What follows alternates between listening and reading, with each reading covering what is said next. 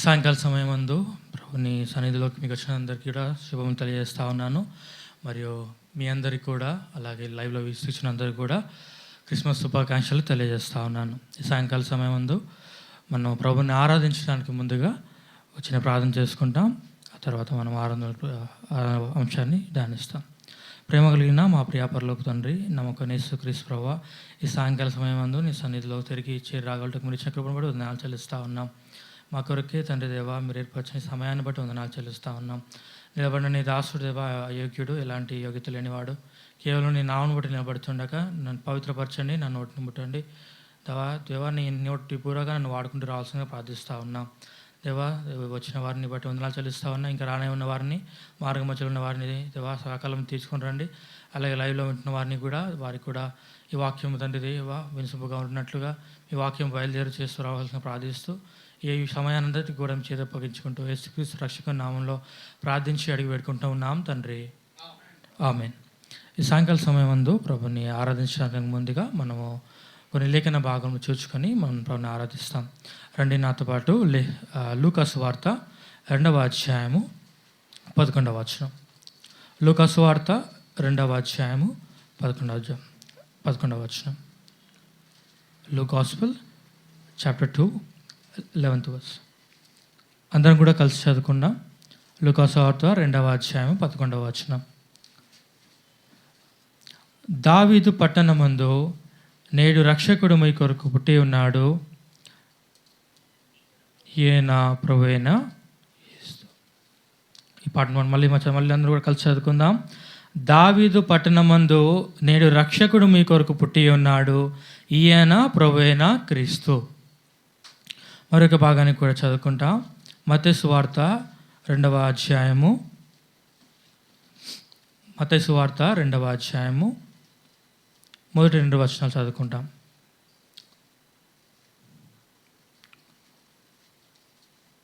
రాజైన హేరోదు దినములయందు యూదయ దేశ బెత్లెహేములో యేసు పుట్టిన పిమ్మట ఇదిగో తూర్పు దేశపు జ్ఞానులు యెరూషలేముకు వచ్చి, యూదుల రాజుగా పుట్టిన వాడిక్కడనున్నాడు, తూర్పు దిక్కున మేము ఆయన నక్షత్రమును చూచి ఆయన్ను పూజింపవచ్చితమని చెప్పిరి.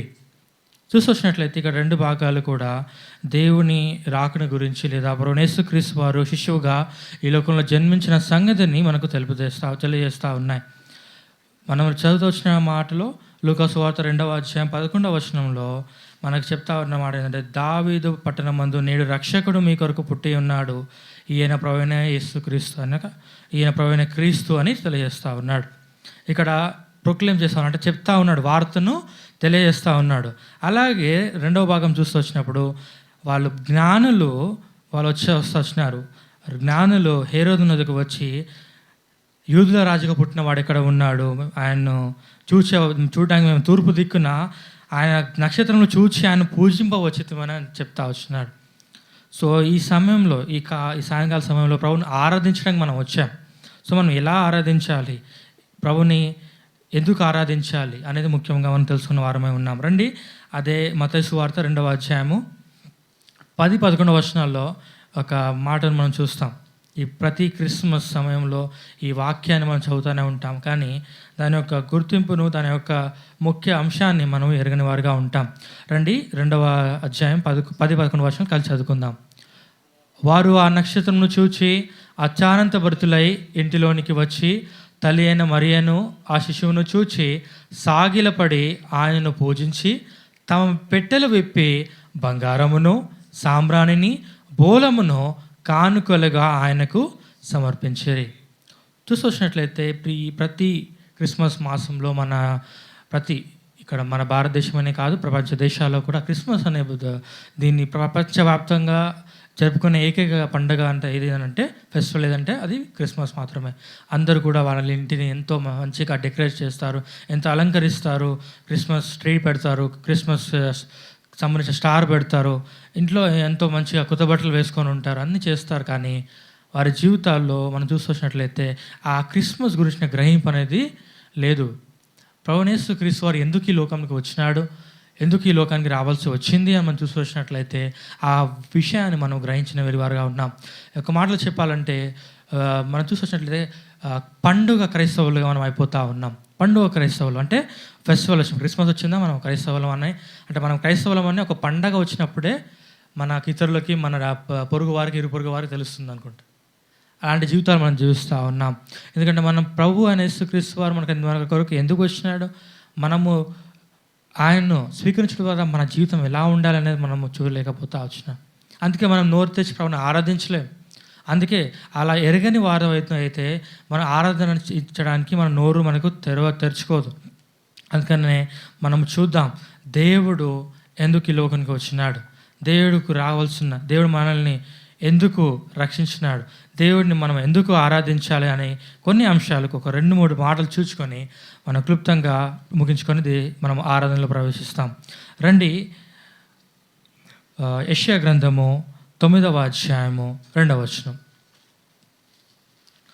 ఇక్కడ దేవుని గురించి ముందుగానే రాయబడతా వచ్చు. ప్రభువైన యేసుక్రీస్తు వారి గురించి ముందుగానే అక్కడ దేవుని గురించి రాయబడతా వచ్చిన రాకడకు మునిపే ఆయన ప్రభువైన యేసుక్రీస్తు వారు శిశువుగా ఈ లోకంలో జన్మించక మునిపే ఆయన గురించి పాత నిబంధనలో రాయబడతా వచ్చింది.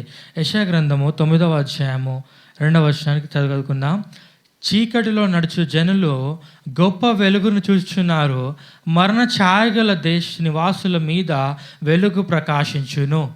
ఈ వార్త చూస్తున్నట్లయితే, ఈ మాట చూస్తున్నట్లయితే ఇది ప్రభువైన యేసుక్రీస్తు వారి యొక్క జననం గురించి చూస్తూ ఉంది. ప్రభువైన యేసుక్రీస్తు వారు ఈ లోకంలోనికి రాకపోయినట్లయితే మనము ఎక్కడ చూస్తున్నట్లయితే మనం వెలుగులో లేము, చీకటిలో ఉన్నాం. చీకటిలో నడుచు జనులు గొప్ప వెలుగును చూస్తున్నారంటే అప్పటి వరకు ప్రభువైన యేసుక్రీస్తు జననం వరకు కూడా, అలా జన్మించే వరకు కూడా మనం చీకటిలో ఉన్నాము, మరణ ఛాయల్లో ఉన్నాము. అలాంటి వారి మీద వెలుగుగా ఆయన ప్రకాశిస్తూ వస్తున్నాడు. ప్రభువైన యేసుక్రీస్తు వారు చీకటిలో ఉన్న మానవాళి కొరకు, ఆ చీకటిలో ఉన్న మానవాళిని వెలుగులోకి తీసుకురావడానికి ప్రభువైన యేసుక్రీస్తు వారు వచ్చినాడు. ఆ విషయాన్ని బట్టి ప్రభువుని మనం ఆరాధించాలి. చీకటిలో ఉన్న మన జీవితము, చీకటమైపోయిన జీవితము, లోకంలో పాపంలో నశించి నరకానికి వెళ్తున్న మనల్ని రక్షణ ప్రభువైన యేసుక్రీస్తు వారు వచ్చినాడు.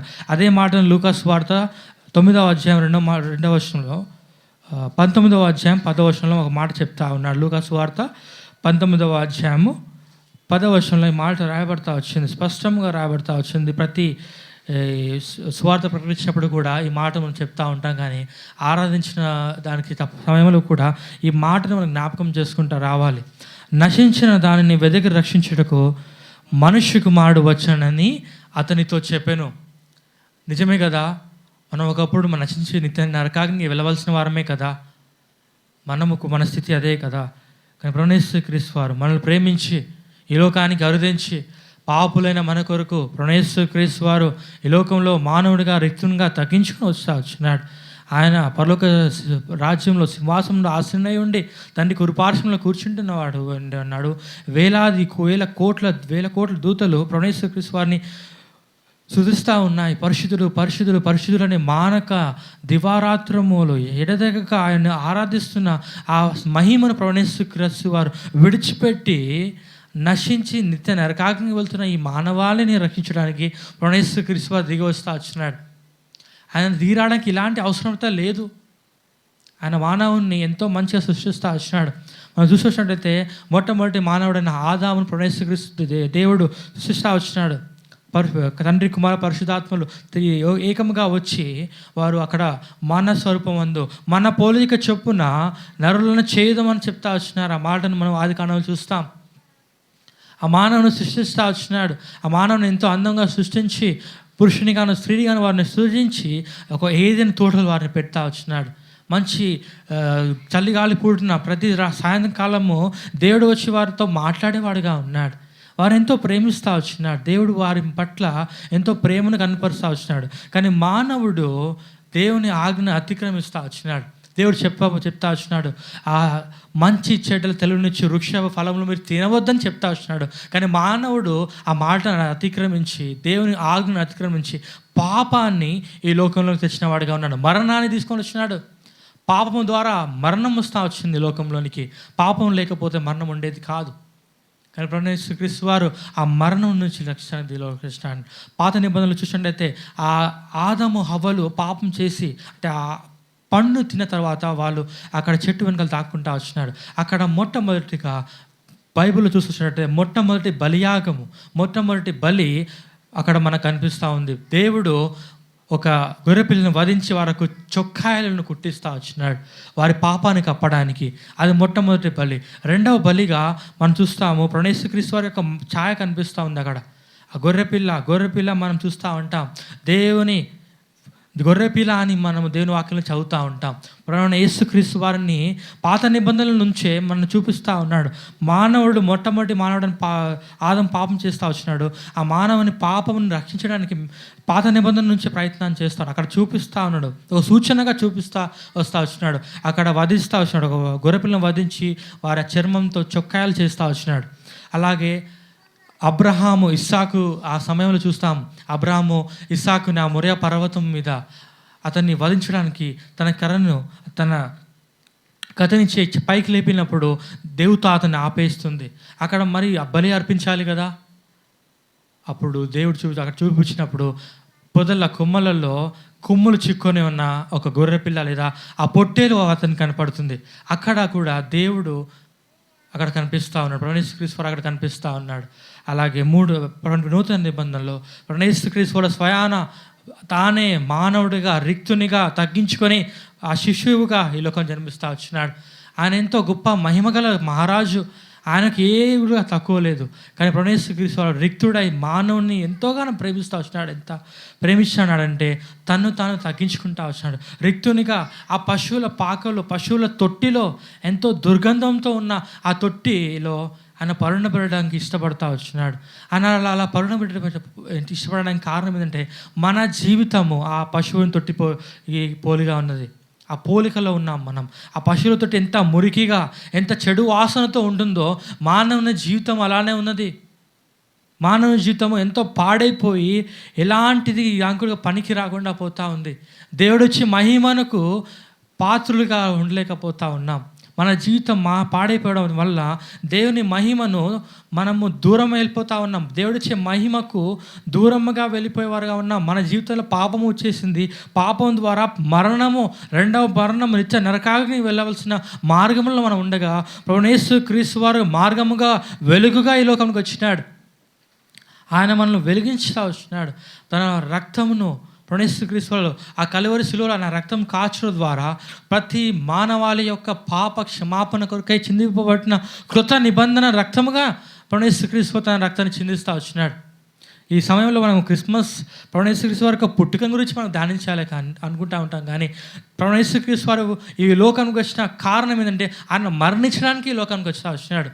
చాలామంది అంటూ ఉంటారు, చాలామంది బైబిల్ని దూషిస్తూ మాట్లాడుతూ ఉంటారు. తన 3 మేకులు పీక్కోలేకపోయాడే ఆయన ఇలా దేవుడు అవుతాడని అంటూ ఉంటారు. కానీ వారు ఎరగని సత్యం ఏంటంటే యేసుక్రీస్తు వారు ఈ లోకంలోకి వచ్చింది చనిపోవడానికి. ఆయన లోకంకి వచ్చి ఏదో జీవించాలని, తన గొప్పతనాన్ని రుజుపరచుకోవాలని రాలేదు. కానీ పాడైపోయిన, చెడిపోయిన, నిత్య నరకానికి వెళ్తున్న ఆ మానవుని రక్షించడానికి యేసుక్రీస్తు వారు వచ్చాడు. ఆయన వచ్చిందే చనిపోవడానికి. ఆయన పరిశుద్ధమైన పవిత్రమైన రక్తాన్ని చిందించి ఆ మానవుని యొక్క ఆ పాపమును కడిగివేయడానికి వచ్చినాడు. పాత నిబంధనలు చూస్తూ వచ్చినట్లయితే పరిశుద్ధమైన మనుషుల పాపములు ప్రాయశ్చిత్తం కొరకే గొర్రెపిల్లను వధించేవారు. బలిపీఠం మీద ఆ గొర్రెపిల్లను ప్రతి ఒక్క కుటుంబానికి ఒక గొర్రెపిల్లను పెట్టి వారు వధించి ఆ రక్తం ద్వారా ప్రాయశ్చిత్తం పొందేవారు. కానీ అది ఒక టెంపరీ, అది అప్పటి వరకే. మళ్ళీ ప్రతి సంవత్సరం అది చేస్తూ రావాలి.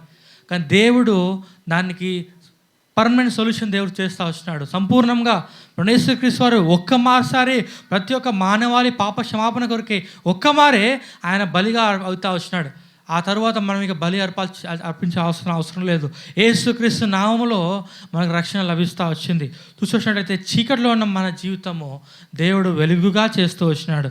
అలాగే నశించి నరకానికి వెళ్తున్న దానిని నశించిన దాన్ని వెతికి రక్షించడం కొరకు మనుష్య కుమారుడు యేసుక్రీస్తు వారు ఈ లోకంలోకి వచ్చినాడు. అలాగే చూసినట్లయితే రోమపత్రిక 5వ అధ్యాయము 3వ వచనంలో ఒక మాట రాయబడతా వచ్చింది. మాటను చూసుకొని మనము ముగించుకుంటాం. రోమపత్రిక 5వ అధ్యాయము 1వ వచనము, రోమా 5:1. కాబట్టి విశ్వాసమునమున మనం నీతిమంతులుగా తీర్చబడి మన ప్రభువైన యేసుక్రీస్తు ద్వారా దేవునితో సమాధానము కలిగి ఉందము. చూసినట్లయితే మానవునికి దేవునితో సమాధానము లేదు, సమాధానం కోల్పోతూ వచ్చినాం. దేవుడు యేసుక్రీస్తు వారు ఈ లోకంలో సమాధానకర్తగా వచ్చినాడు. దేవుని గొర్రెపిల్లగా ఆయన బలి అయి దేవునితో తండ్రితో మనకున్న వైరమును తొలగించడానికి, అసమాధానంతో ఉన్న దాన్ని దేవుడు సమాధానం చేయడానికి యేసుక్రీస్తు వారి భూమిలోకి దిగి వచ్చినాడు. ఆ సమాధానం సంతోషం ఇస్తా వచ్చినాడు. యేసుక్రీస్తు వారిని సొంత రక్షకంగా అంగీకరించిన ఆ క్షణాన్ని మనం జ్ఞాపకం చేసుకొచ్చినట్లయితే యేసుక్రీస్తు మనం పాపంలో ఒప్పుకొని ఆ క్షణము మన పాపంలో ఒప్పుకొని ఆ తండ్రిని మనము యేసుక్రీస్తు వారి హృదయంలోనికి ఆహ్వానించిన ఆ క్షణము చెప్పనా సఖ్యం మహిమయుక్తమైన సంతోషము మన హృదయంలో నింపబడతా వచ్చింది. ఆ సమాధానం మనము ఆ దేవుని ద్వారా యేసుక్రీస్తు వారి ద్వారా మనకు ఆ సమాధానం లభిస్తూ వచ్చింది. మరొక మాటను చదువుకుందాం. 1 యోహాను 5వ అధ్యాయము 11వ వచనం. 1 యోహాను 5వ అధ్యాయం 11వ వచనం. ఆ సాక్ష్యం ఏమనగా, దేవుడు మనకు నిత్య జీవమును దయచేసెను, ఈ జీవము ఆయన కుమారుని యందున్నది. చూస్తూ వచ్చాం. మొట్టమొదటి దేవుడు యేసుక్రీస్తు వారి మూలముగా మనల్ని చీకటిలో ఉన్న మానవాళిని వెలుగులోనికి తీసుకొని వచ్చినాడు. యెషయా గ్రంథంలో పాత నిబంధనలోనే యేసుక్రీస్తు వారి రాకడ గురించి ఆయన వస్తాడని, చీకటిలో ఉన్న మానవాళిని వెలుగులోనికి తీసుకొని వస్తాడని రాయబడతా వచ్చింది. రెండవదిగా నశించిన దాన్ని వెతికి రక్షించే కొరకు యేసుక్రీస్తు వారు ఈ లోకంలోకి వచ్చినాడు. మూడవదిగా విశ్వాస మూలముగా దేవునితో తండ్రితో మనకు సమాధానం అనుగ్రహిస్తూ వచ్చినాడు. ఆఖరిగా మనం చూసి వచ్చినట్లయితే దేవుడు మనకు నిత్య జీవం దయచేసాను. నిత్యము జీవించే జీవము అంటే దేవునితో సదాకాలము పరలోక రాజ్యంలో ఉంటామని ఆ శుభనిరీక్షణ యొక్క నిత్య జీవము మనకు దయచేస్తూ వచ్చినాడు. ఆ జీవము యేసుక్రీస్తు నందున్నది, అంటే ఆయన కుమారుని నందున్నది అంట ఉన్నాడు. దేవుని యేసుక్రీస్తు నందు జీవం ఉన్నది. యేసుక్రీస్తు వారి నందు విశ్వాసం ఉంచడం ద్వారా మనకు ఆ నిత్య జీవాన్ని మనకు అనుగ్రహిస్తూ వచ్చినాడు. దాన్ని బట్టి ప్రభుని ఆరాధించే బద్దులమై ఉన్నాం. చూసినట్లయితే మరొక మాటను చూసుకొని మనము ఆరాధనలోకి ప్రవేశిస్తాం. గలతీయులకు రాసిన పత్రిక 4వ అధ్యాయము 4వ వచనం. ఈ మాట యేసుక్రీస్తు వారి గురించి రాయబడతా వచ్చింది. అక్కడ మనల్ని దేవుణ్ణి కలుపుతా ఉన్నాడు. అక్కడ కలిపి ఆ మాట రాస్తూ ఉన్నాడు. గలతీయులకు రాసిన పత్రిక 4వ అధ్యాయం 4వ వచనం చదువుతా ఉన్నాడు. అయితే కాలము పరిపూర్ణమైనప్పుడు దేవుడు తన కుమారుని పంపెను. ఆయన స్త్రీ యందు పుట్టి మనము దత్తపుత్రులను కావాలని ధర్మశాస్త్రమునకు లోబడిన వారిని విమోచించుటకై ధర్మశాస్త్రమునకు లోబడిన వాడాయను. చూసినట్లయితే యేసుక్రీస్తు వారి జననం గురించి ఇక్కడ మాట్లాడబడతా ఉంది. ఆయన స్త్రీ యందు పుట్టా వచ్చినాడు. ఆయన స్త్రీ సంతానము, మనము పురుష సంతానము. ఆయన స్త్రీ సంతానంగా పుట్టా వచ్చినాడు, పరిశుద్ధంగా ఆయన పుట్టా వచ్చినాడు. అలాగే మన దత్తపుత్రులు, మనము తనకు పుత్రులుగా దేవునికి దత్తపుత్రులను మనం కావాలని ఆయన ధర్మశాస్త్రంలోకి లోబడతా వచ్చినాడు. ధర్మశాస్త్రం నుండి మనం ధర్మశాస్త్రం కింద వచ్చినాం. ధర్మశాస్త్రం ఎలా చెప్తా ఉందంటే పండుకి పన్ను, కండి కన్ను అని చెప్తా ఉంది. ఎవరిని పాపం చేస్తే అక్కడ కొట్టి చంపాలని చెప్తా ఉంది. కానీ దేవుడు యేసుక్రీస్తు వారు ధర్మశాస్త్రం లోబడిన వాడే ధర్మశాస్త్రం నెరవేర్చి మనకు నూతనముగా మార్గాన్ని తెరుస్తూ వచ్చినాడు. ఆయన ధర్మశాస్త్రంను ఆయన నెరవేర్చిన వాడే మనకు నూతనముగా దేవుని ధర్మశాస్త్రం నుండి విడిపించిన వాడుగా మనకు ఉంటా వచ్చినాడు. దేవుడిని యేసుక్రీస్తు వారి వద్దకు వచ్చి, దేవా నేను పాపిని, నన్ను రక్షించు, నా పాపను క్షమించు అని నోరు తెచ్చి అడిగే భాగ్యాన్ని దేవుడు మనకు ఇస్తూ వచ్చినాడు. ఈ గొప్ప భాగ్యము కొరకై మనం ప్రభుని ఆరాధించే బదులమే ఉన్నాం. రండి ఆ మాటను మరొకసారి చదువుకుందాం. లూకా సువార్త 2వ అధ్యాయము 11వ వచనం చదువుకొని ఆరాధనలోకి ప్రవేశిస్తాం. లూకా సువార్త 2వ అధ్యాయము 11వ వచనము. దావీదు పట్టణమందు నేడు రక్షకుడు మీ కొరకు పుట్టి ఉన్నాడు, ఈయన ప్రభువైన క్రీస్తు. ఈ వాక్యం దేవుని దించిన గాక. ఈ సమయంలో ఒక సహోదరుడు ఒక సహోదరి ఆరాధనలో ప్రవేశిస్తారు.